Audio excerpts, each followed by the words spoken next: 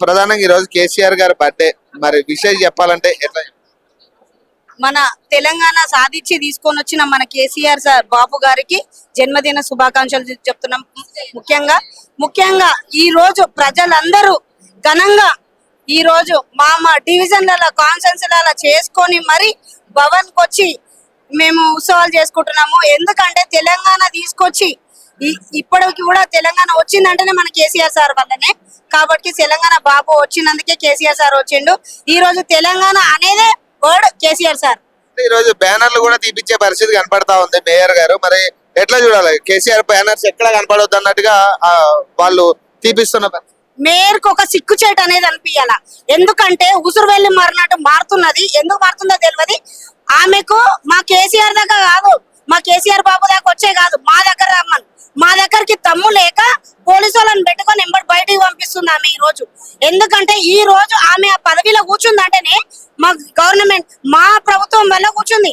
మా ప్రభుత్వంలో మా కేసీఆర్ దాంట్లో గెలిచి ఈ రోజు మేయర్ అయింది. ఆమెకంత రేషన్ అయితే అది పదవిని రాజీనామా చేసి మేయర్ గా ఆమె గెలిచి కాంగ్రెస్ లో గెలిచి చూపిమని. కాదని ఇప్పుడు కాంగ్రెస్ కి పట్టం కట్టారు. ఎట్లా అనిపిస్తా ఉంది? మరి సంవత్సరం 3 నెలలు అయితే ఉంది, సంవత్సరం 3 నెలలు అయితే ఉంది. అంటే పట్టం కట్టిందంటే కేవలం వాళ్ళ ఆస్తులను కాపాడుకొని వెళ్ళారు వాళ్ళు. పట్టం కట్టినట్టు కాదు.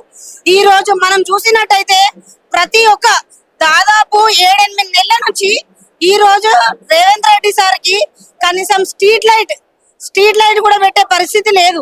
ఎంత సిగ్గు చేయడం అనిపిస్తలేదేమో తెలియదు. కానీ 6 గ్యారెంటీలు అయితే ఇవ్వడు, కనీసం స్ట్రీట్ లైట్ వేపించేదన్న పరిస్థితి లేదు. మా మేయర్ గారికి కానీ ఈ రోజు బ్యానర్లు తీపిచ్చే అంత ఉంది. మేము ఏడైతే ఘనంగా వేసుకుంటామో ఆడ లైట్స్ కూడా పెట్టని ఇవ్వరాలు గ్యారంటీగా చెప్తున్నాము.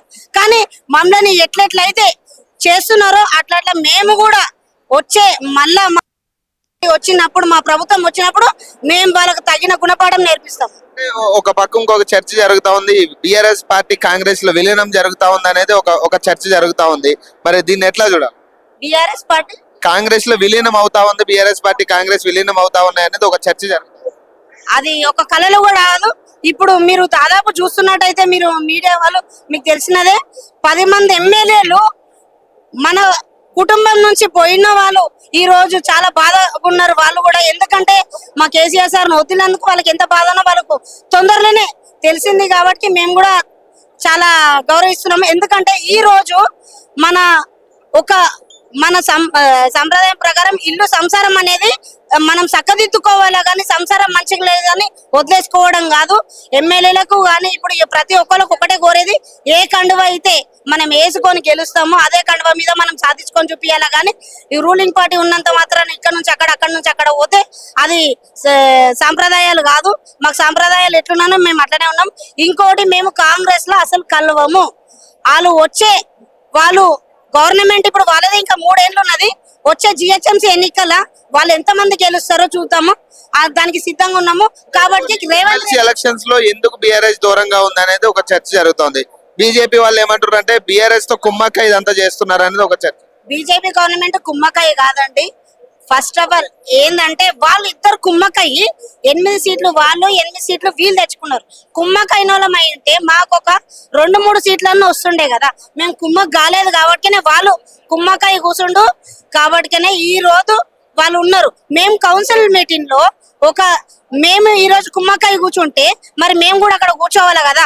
కౌన్సిల్ దండ మమ్మల్ని ఎందుకు వెళ్ళగొట్టారు? కుమ్మక్ కాలు మేము కాలేము.